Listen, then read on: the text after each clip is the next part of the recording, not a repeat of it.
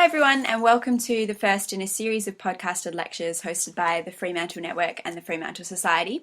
Given that this was the first podcast that we've done, I actually forgot to set it on record until I'd finished my introduction, so I'm just going to introduce the event for you now. Firstly, I'd just like to give a massive vote of thanks to Roll Loopers from the Fremantle Society, who really helped in establishing this event with Brad tonight.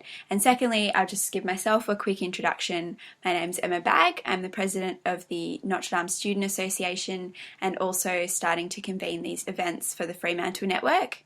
The guest of this recording really needs no introduction.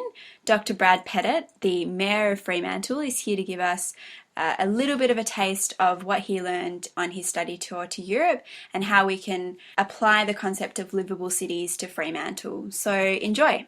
Thanks for taking on the lead on the Freo Network stuff. We really appreciate that. And it is nice to do this with the Freo Society. I think one of those things around, I think Freo's, the more conversations we have about where we're going as a city, the better. So it's a real pleasure to kind of report back on my trip. This, for those of you who don't know, and I did put a few bits of this on my Facebook and blog and things, I had the pleasure in June of spending just over 2 weeks with the West Australian Local Government Planning Association, where we looked at Europe's best, most livable cities and often most sustainable cities, and talked about how we could start to apply some of these lessons back to WA. So I'm just going to try and somehow in the next 15 minutes, which is a bit of a snapshot, try and give you a snapshot of that, and then really it's about having a conversation. So we'll try and jump through that. I was going to go through, there's going to be lots of pictures. And I want to start with this, because when we often talk about density in WA, for me, at the back of my mind, this is the worst kind of density, which is a very low sprawl density on our fringe. But I often feel that we have this false choice between this density and then we've got this one, which is just a random apartment from East Perth. And for me, I guess what I learned from Europe is that Perth choice is a false choice. And there's some, I think, some really nice images. So this is Malmo. I'm only going to pick 5 of the cities I went to because we actually went to about, I think we did something like 14 cities in 16 days or something crazy. It was pretty intense.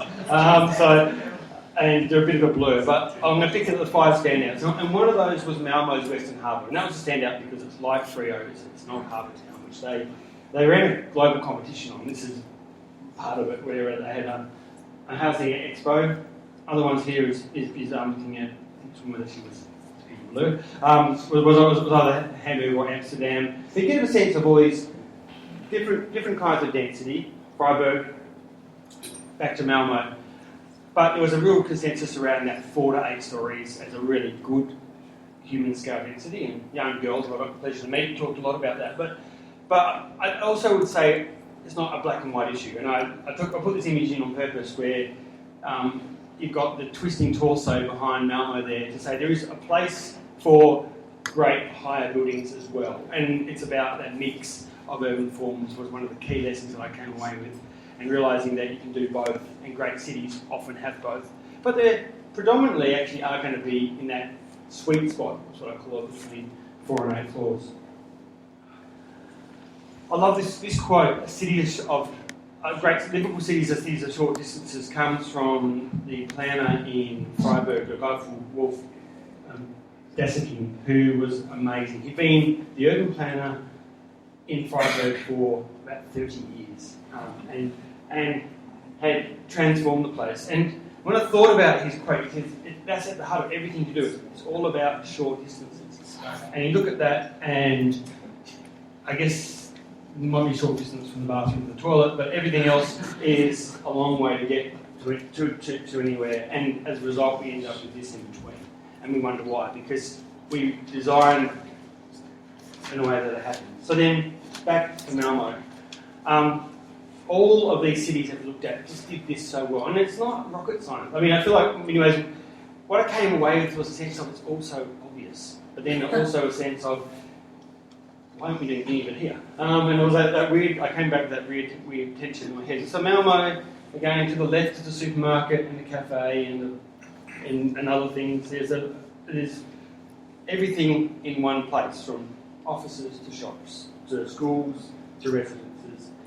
And you could pick any of these cities. This is the main street of Vauban in Freiburg, which again, they actually mapped this, because this is where it says, so you have your education and childcare. You can see there's 4 childcare units in this one village. There's grocery stores, tramways, banks, drugstores, etc. There's even an Audi on the edge of town, which is that yellow dot on the bottom there, which still looks as bad as the others here, I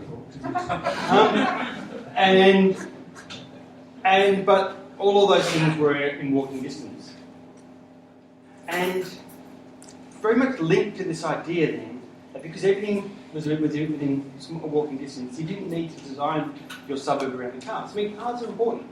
Some people need cars, but you don't design your neighbourhoods around them. And this is just some shots that I really like. You got that sense of a place that has children on the street, and where there was in Vauban. This one here is actually in Copenhagen, quite a historic street, which they just radically traffic counted.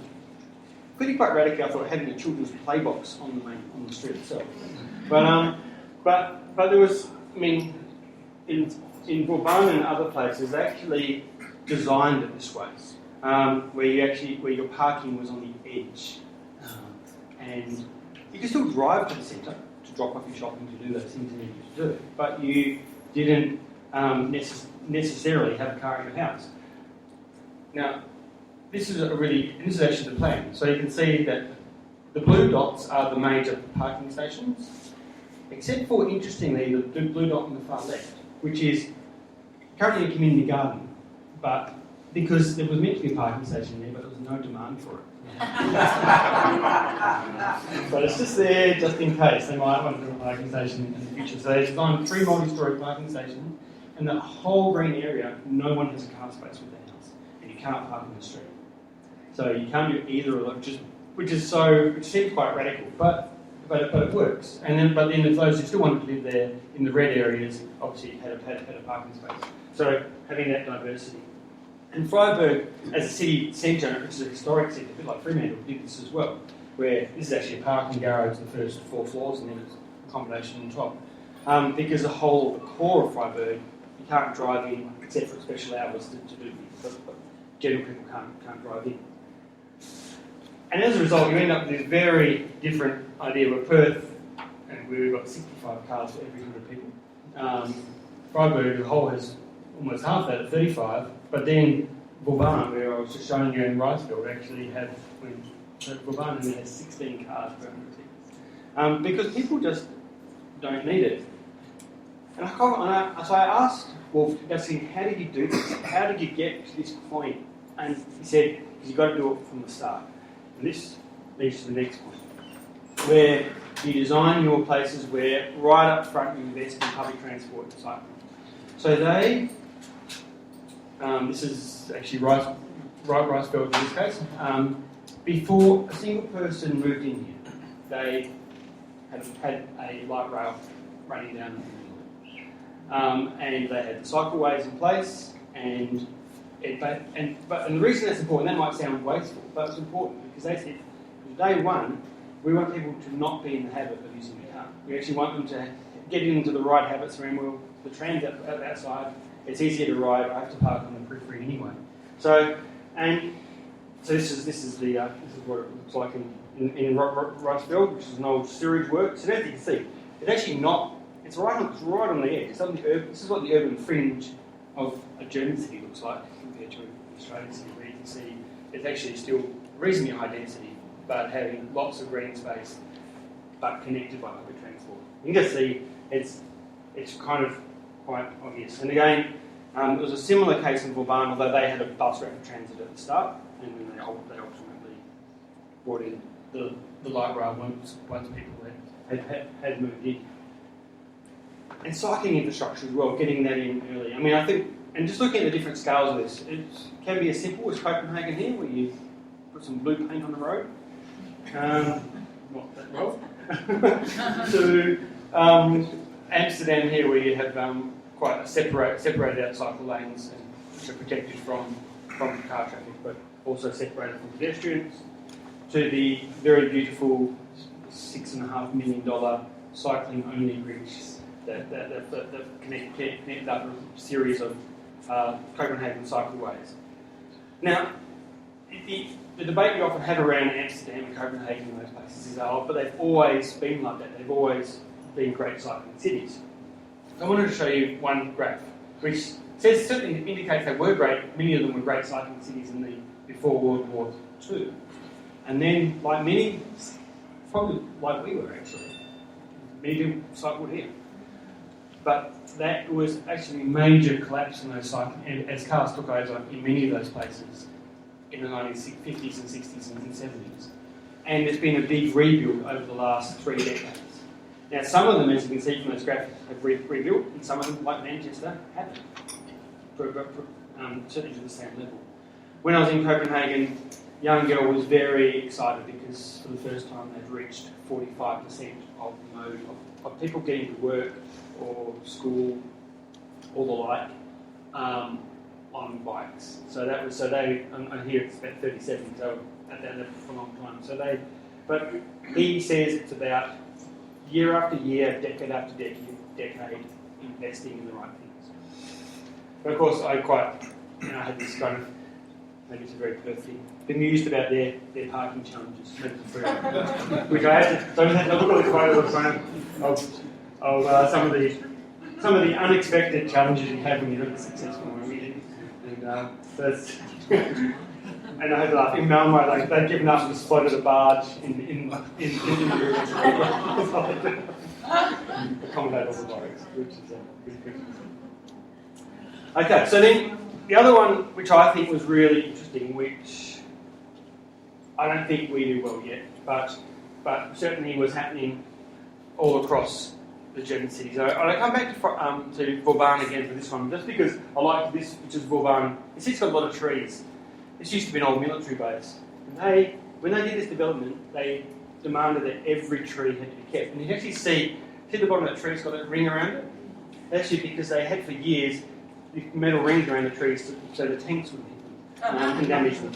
So they're all kind of got slightly deformed. But all of those, they designed the whole area around the tree.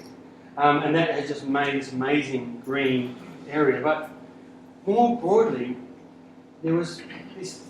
We have the standard public open space requirement in WA is 10%, so it was 30% in most of these developments. And that fundamental, how you do that, honestly, it will be a major challenge here to try and get that transition. But that sense of you have density, but you have great spaces in between, and just some photos of that. And for me, that livability connection there, I think, is probably apparent and obvious to everybody.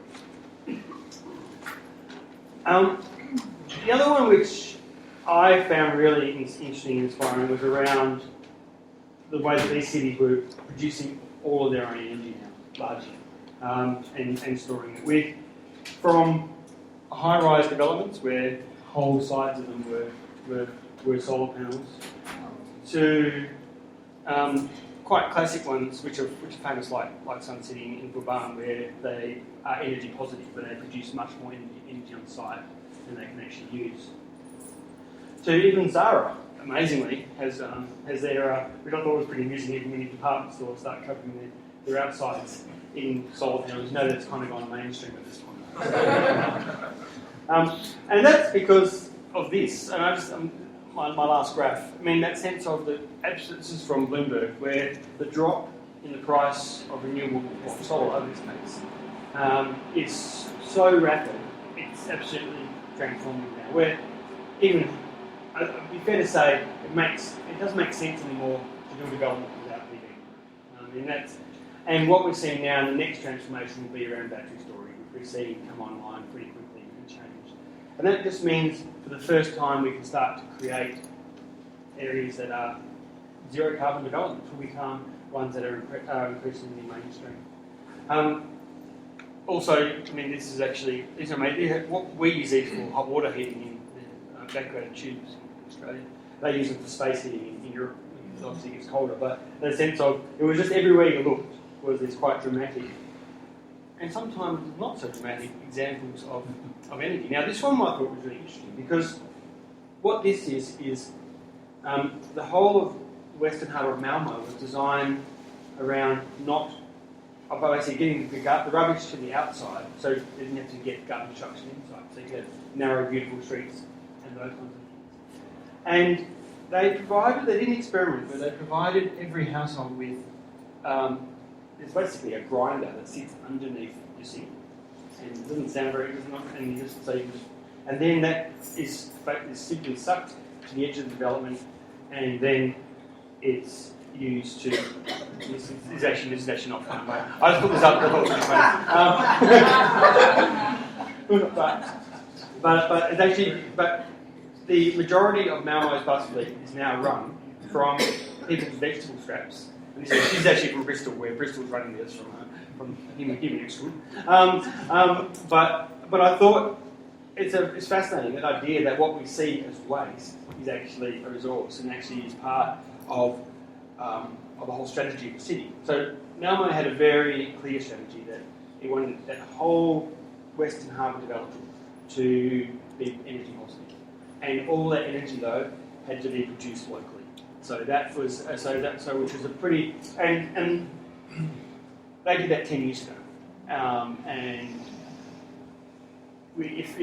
with energy prices coming down, it shows how feasible and how easy it is.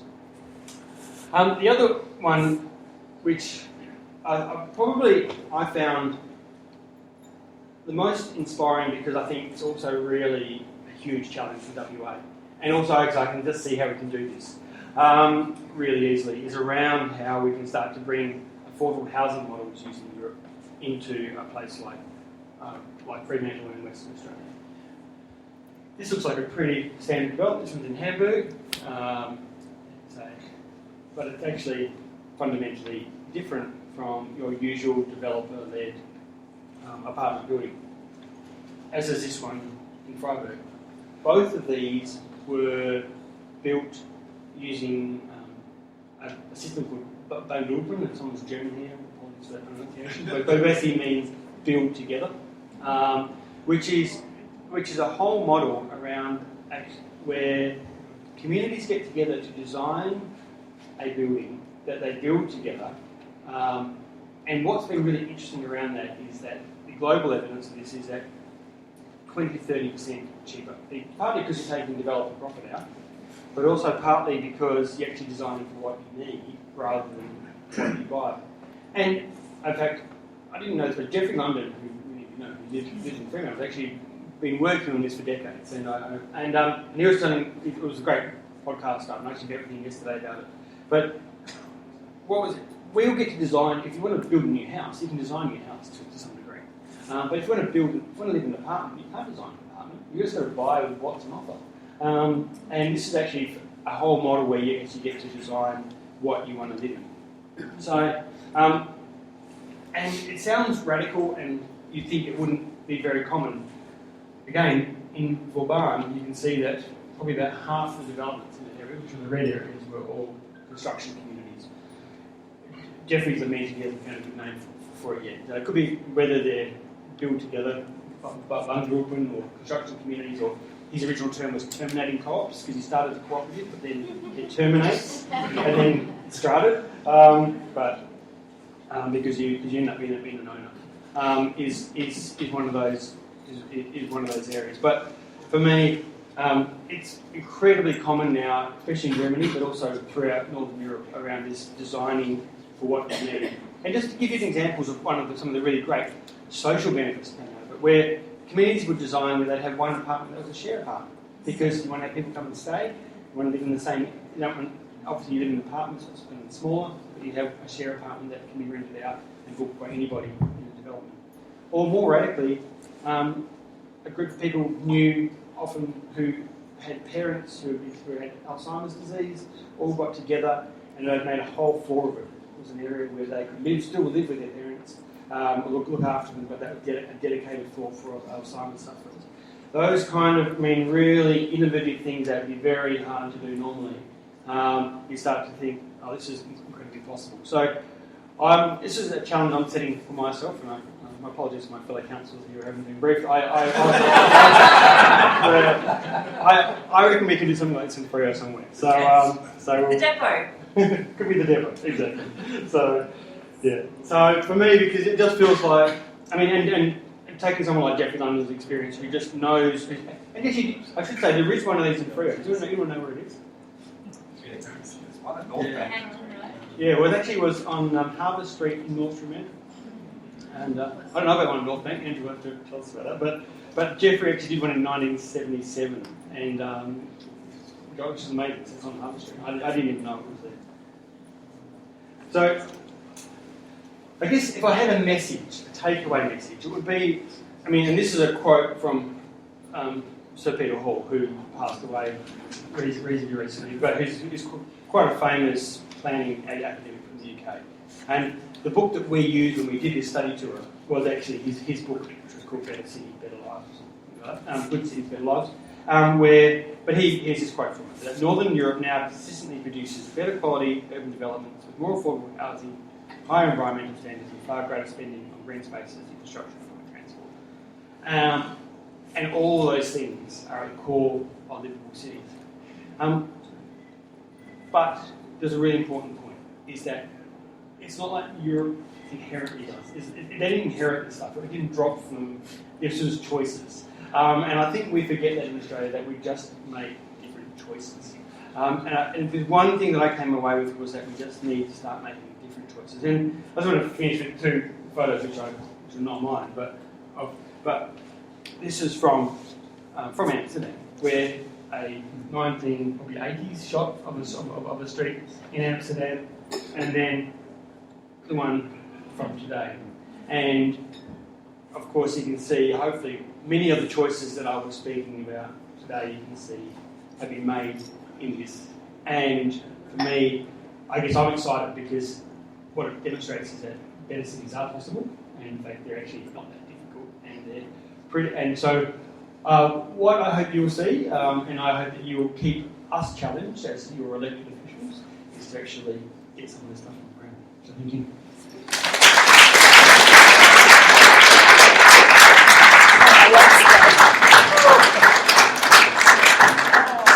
My leg is absolutely dead. Hopefully your legs are okay. So what we're going to do now is a bit of a question and answer session. There's a hand up the back. What is it, Michael? Thanks, Brad. That was really interesting and exciting. You identified two additional ways of getting some really exciting and affordable density into Perth, I suppose, co-building, and also something that already happens, government-led development. But one of the big challenges has been how you actually get developers themselves to build good density, not the Finbar type or the satellite type, but how you get the good stuff in the middle. And was there much learning on that point of view as to how you actually incentivise that, or even just get the knowledge in there? Yeah. It's a key question and a very good one. In fact, over a glass of wine, Jeffrey and I were debating this very issue last night, because the frustration is that even when we demand it, we find ourselves in SAT, and it meets the BCA, so it gets approved anyway. Look, I do think, what was interesting is on this tour there was over 30 people, a lot of local government people, but also state government and some developers. And what was interesting, speaking to the developers, is that they want to do better product as well. And I think we're in this kind of weird cycle where they think, well, we struggle because no one's demanding it, and therefore they're not going to build something that there isn't demand for, and then we keep complaining about the terrible product. Look, I must say that there is a real danger that we're going to do density so badly again that we're going to find ourselves where we were post 1960s and 70s, where everyone just kind of revolted against it, and we had that hangover where we couldn't imagine doing it again for several decades. And we need to do it well this time. I think I think it's going to be around leadership, to be frank, and this is where your organisations like the Land Corps, the MRAs, your progressive councils, and also your progressive developers actually, in partnership, show what can be done and actually raise that bar. I would even say, although Melbourne gets its fair share of flack for some inner city stuff, it's not great. As a whole, it's not an Australia thing. Even Melbourne often produces higher quality developments than we do. And there is some good stuff here. But I do think that we're in danger of and I'll give you an example where you start to build bedrooms that have no natural light, where you start to have, ultimately maximising sites where there's just nothing, there's no green space on ground floors. Their legacies I don't think are good legacies, and I think we need to start demonstrating how you can be profitable but also do good quality. And I think it's going to come from that demonstration.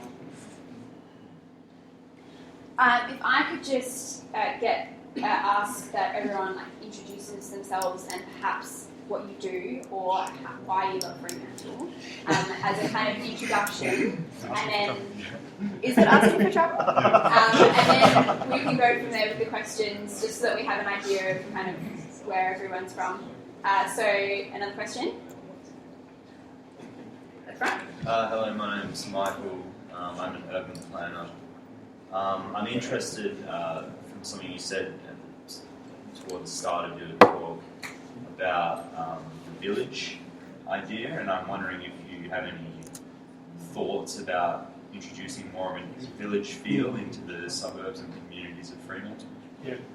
So for those who didn't get the question, how do you get a sense of a village into some of the new suburbs? And I think that was one of the great successes of some of those developments that we saw, is that they did have that sense of they were like, and it comes back to that city of short distances. When you're a city of short distances, you do become more like a village. You start to get to know each other, and you're often in the same spaces. You don't need to leave your village as often to get what you need. I think that's going to be the future. It really is, where you can work near where you live. You can get a cafe downstairs or a supermarket down the road, and it's all within a distance. And I think Freo, interestingly, historically Freo does it pretty well anyway. I always get that sense of North Freo as a bit of a village on its own, even though the council's a legal supporter, and South Fremantle, and George Street, and all those things have that sense of kind of being quite contained. But I think we need to do that really well with our new villages, which will be Knutsford Street and that precinct around there. And I think there was a lost opportunity in some ways with Southwich Village. That could have been a real village, not just in name, but actually in practice. But ultimately, there isn't really diversity down there. And you go down there on the street, and that's significant because there's no reason to walk except to the village itself. So I think there's a great opportunity to demonstrate this. My name's Julian. I work in sustainability, building design, and package change. That photo you showed is interesting because the main street before doesn't, probably look a little like our Fremantle main street at the moment. But that transition, not that dense, but in terms of very little place for bikes to ride. Yep. In terms of that change, obviously leadership's a big thing. Is it leadership mainly from the council, or just as an example, or is it leadership from, I believe Yarn Girl in Copenhagen was effectively a private person that showed the leadership and got all that happening. I don't know if that's true, but yeah. No, what's the main thing that makes this happen? If there's a general... Yeah, no, it's a good question. I think leadership works when it's about partnership and where it's multifaceted. You're never going to get these things happening just by one. And there's no point having islands of brilliance in the sea of crap. So you actually need to have it as broad as possible.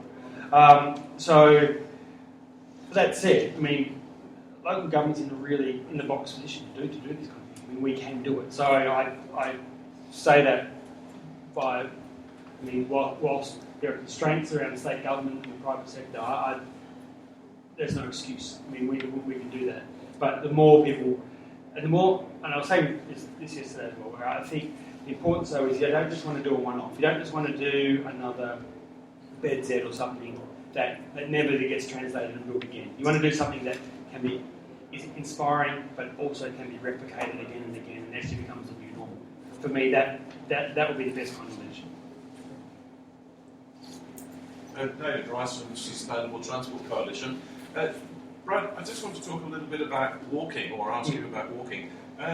If you look at that photo, you can see that those houses have got places being built before the car, before lifts were invented. So they're sort of 3 or 4 stories high, so they've got a human scale.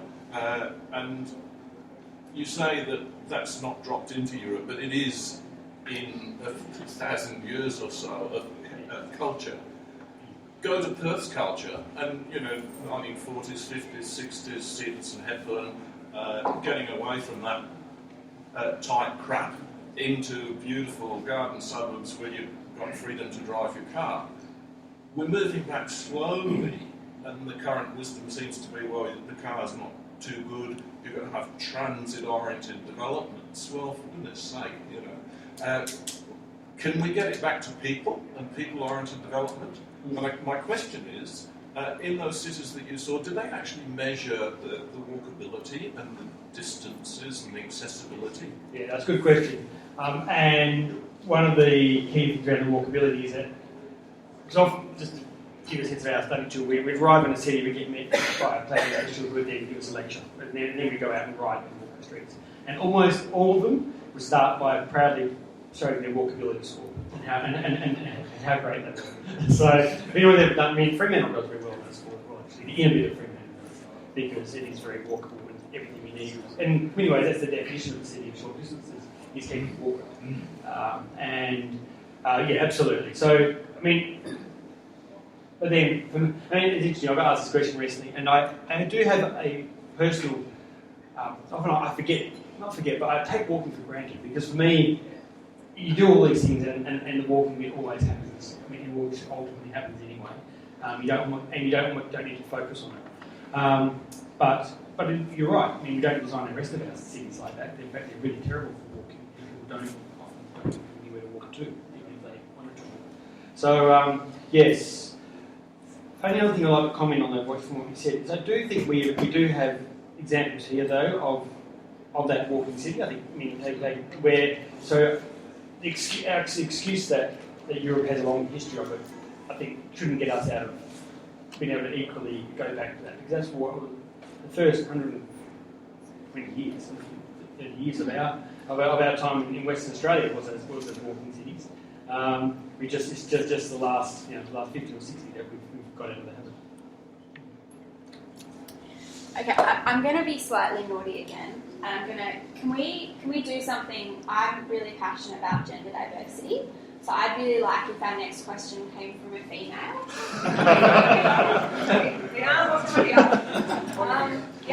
Maria Niemann. I'm essentially a dual German-Australian citizen. I think I'm probably here. There you go.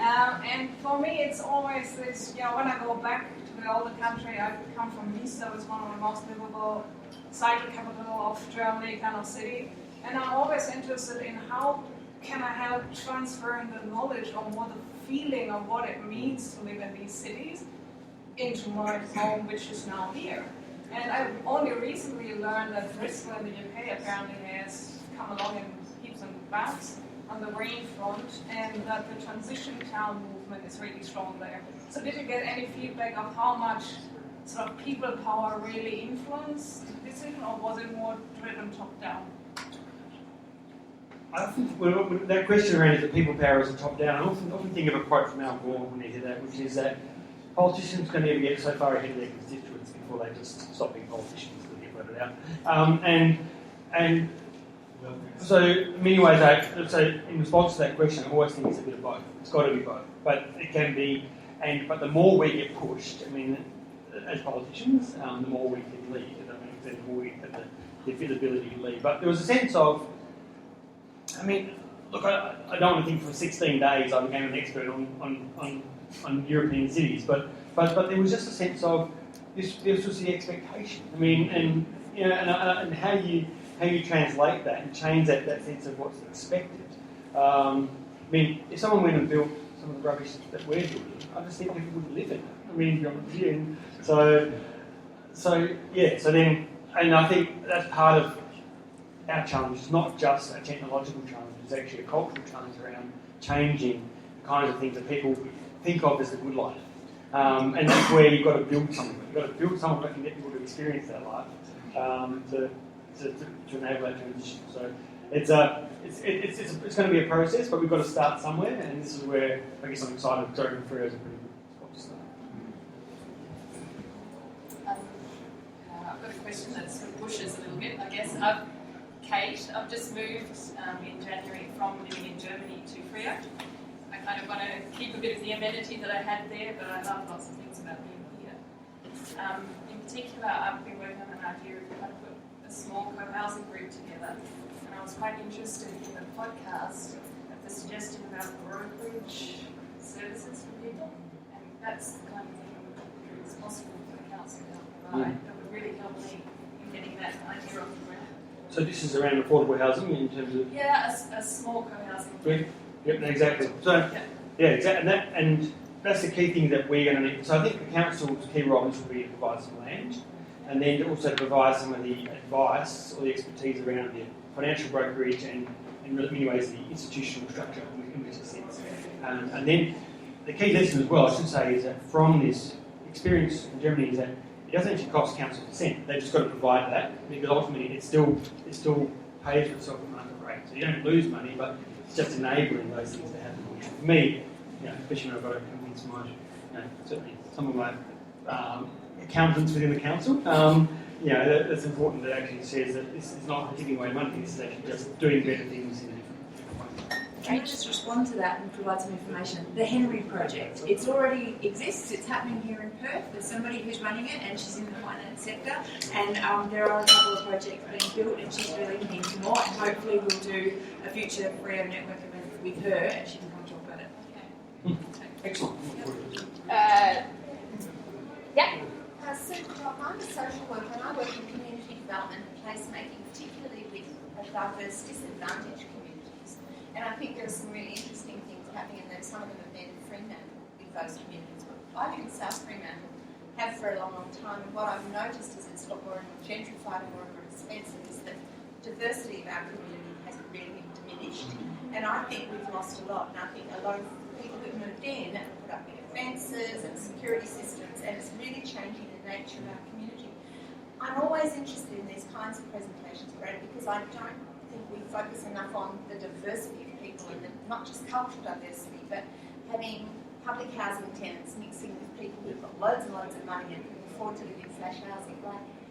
That's what I love about Frio. Yeah, I think well said. I'd really like to see it on the agenda. Yeah, no, well, absolutely, couldn't agree more. I mean, and I think it's what everyone loves about Frio is it's not a monoculture centrified place.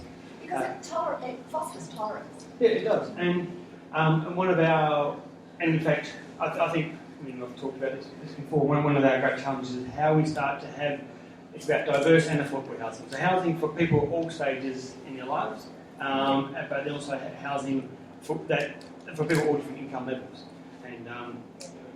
And be fair to say, we've been making small steps in that regard, and I think it's a bit frustrating because it's never as easy as you would like. So, for example, just to give you an example, we broke ground last week, and the corner of Bannister and Pakenham Street was a site the city owned, and then when we went out to market with that, and we said that at least 4 of those had to be for key workers. Because otherwise, be fair to say, and that's a great outcome, and it's really great to see that that's now underway and being built. But they're only, it's not very many. So how do we start to scale that up? Is a real challenge, and I think there is some really good examples of how you do that here, because especially when we're seeing even our social housing, which is often state government, they're changing very rapidly for our. John Paul, local photographer. I was just wondering, with all the cities you saw in the biking especially, did you see any clever solutions that could be applied within the power of the council here, like as far as what we're already doing, the brilliance of the yellow bicycle symbols and the armadillos, and did you see anything that you thought might work? Something we haven't done here, which I think we're going to have to do, is start to do what they call Copenhagen lanes, or where we actually have proper separated lanes. We've done pretty well on. Fair to be frank, and fair to say that we've been focusing on the most cost-effective solutions, and a lot of those are paint. But I think the long-term future, if you really want to get more people cycling, is protected lanes, where you've got a series of parked cars, you've got traffic, parked cars, and then a cycle lane, then pedestrians. And that was almost standard in Europe. It was amazingly how that was just so integrated to every part of the city. And I just think as good as I like a bike lane, and I'm a reasonably brave cyclist, but I get lots of people don't find it enough protection. And I think for me, just sort of seeing how normal that was pretty extraordinary. But there were lots of little great things, like even for a set of lights, so you had a separate bike lights, and the bike's got a 5-second head start on the traffic, and those kinds of things which made people want to ride, but also made it safer because then all the bikes were in the views of cars, before. Fred, if you just look at that photo there, I mean that, gives you that contra bike lane there. Yep. No parked cars. Yep, there is a that's parked easy to do. Yeah, no, on the other side. Yeah, on the other side. You're right. That's right. So that would have been a bit. I mean, I'll be fascinated to know the debate on that one was. Well, actually, the former photo takes out because it was actually a 2-lane road. But we were speaking to some of the councillors there, and they were in a whole street. I imagine the whole South Terrace, which is where I think they just removed every parking bay. And I mean, I just don't think we can do that, to be honest with you. So we've got to find other more creative solutions. So you just make South Terrace one way, and the You don't pay for parking in Copenhagen. Don't pay for parking? I don't think you have to get a ticket. The city doesn't generate money. Yeah, I don't know about that. Yeah. And when you look at the pictures of the park, that bike lane is much wider than anything else in Fremantle. That's right. It's a very generous bike lane. And that's part of the safety element of it. But I must say also, but one of the reasons for that is because there's so many bikes and they're overtaking lane. So you have a bike and then you get people past you. So it is a little bit, not very relaxing riding there in the same way you see it. It's a bit like being on a freeway. No helmets, no. No helmets. Yeah. So what would stop us doing that in Market Street right now? In Market Street? What would be the barriers? Buses. Buses have been our big challenge around. Where do you send the buses? That's been our big challenge around how you deal with South Terrace and that whole area of Market Street. Replace them with light rail. Yeah, when we do our light rail. That's what we do with buses. Can we extend the symbols all the way down the South Terrace to South Beach? Those yellow bike symbols, can we just keep painting those? Well, SGS tomorrow night, we're debating that very item. So around the future, so come along and mission what the future of the South Terrace, south of South Street, get South Beach is going to In the middle? Josh Damien, civil engineer. I live in North Rio, in East Rio. Trying to walk around at night, just after 6 o'clock, there's actually not much to see because there's not much open. Is that due to policy, or is that a personal business choice, or is that just driving because of no density of housing and there's no one there? So certainly not like policy. We want things to be open. So it's actually about businesses making rational business decisions that they probably don't have enough customers, which is why, to come back to where we started, it's all about density. Unless you get the density right, we get more people living and working and recreating in the area, that won't work. And that, so North Rio, has density, but it probably needs more. And that, so you do have. I guess I'm talking about more Central Rio. Central Rio, walking around. Sorry, Things like the markets are closed at 6. You try to get a meal at Shanghai at 8:30, and you get it's also a bit of a weird WA thing where everything has to. But again, I quite like the idea that you go out at 9 o'clock or 10 o'clock and still get a meal. But a line I often use about Freo is that part of our problem has been there's only less than 1,000 people live in the CBD of Freo. And that's partly why it's dead. Less people. So our plan is to quadruple that, which sounds radical, but it's not that radical. It's only 4,000 people. Plus another 3,000 in the East End precinct, which means that you start to get that density where businesses can stay open and it starts to work as more of a proper city. Any more questions? How do you increase density? Simple. You allow people to build. Fremantle didn't have density in part because we had very, very strict height restrictions across the whole city. One of the things the council did a couple of years ago was lift those in what we call the East End, which is pretty well from Target down to the bridge. So now they can build higher there, which is why you're starting to see all that new development happen down that corridor, because instead of being 3 stories, you can do 7, 8 stories. As a lady, yeah. Just in terms of like the current development proposals and stuff that are happening, how are they being, for higher development, that is what's like normal, how are they being met by the community? Like, because you tend to see that sometimes a higher density thing is proposed and it gets a lot of backlash and people don't want it next to them and stuff. So is it kind of... It's a good question. It's an interesting question in Freo because it's diverse. Freo's a diverse place and some people love it and some people hate it. And if both of those people in this room.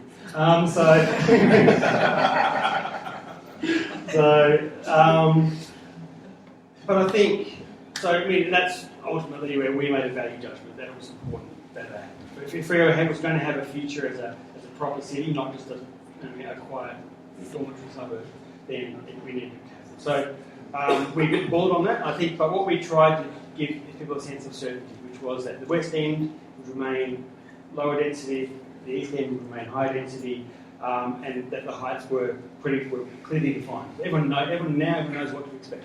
But I guess what we'll see over the next 5 years is a lot of development, and hopefully some of those will be, hopefully most of those will be good. I know that some of them will be challenging because they won't be as good as we hope, and that's part of the realities of dealing with a planning system where decisions now are not made by the council on those; they're all made by development assessment panels and the like.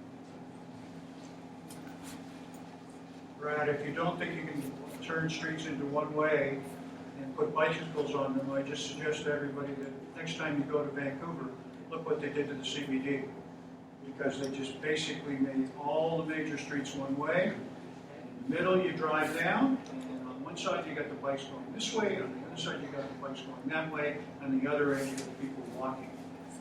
And it's interesting, particularly when you come to an intersection, you're not used to that. Because you got to look for three things now before you can cross rather than just one. It can be done. Yeah, it can be done. All right. Any further questions? I was going to suggest. I'm happy to take more questions. Don't get me wrong. But I was going to suggest it might be time for everyone to have a drink and mingle. So I'll hand over to you. I promise I'll go to Fremantle on the weekend. I'm a Fremantle supporter, so that was actually just me being really depressed. Okay, well, I think the aim of the rest of the night is just to stick around for as long as you want, mingle, meet some people, share some thoughts. Hopefully there are some diverging views. Like I said, it's a collaboration between the Fremantle Society and the Fremantle Network. If you'd like to get on the Fremantle Network's mailing list, we have a sign-up sheet at the front here.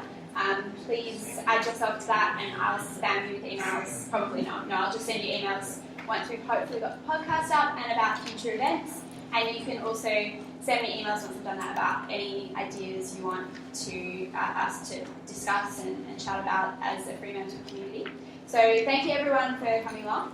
Hopefully you can go get yourself a drink and enjoy the rest of the night and meet people. Thanks.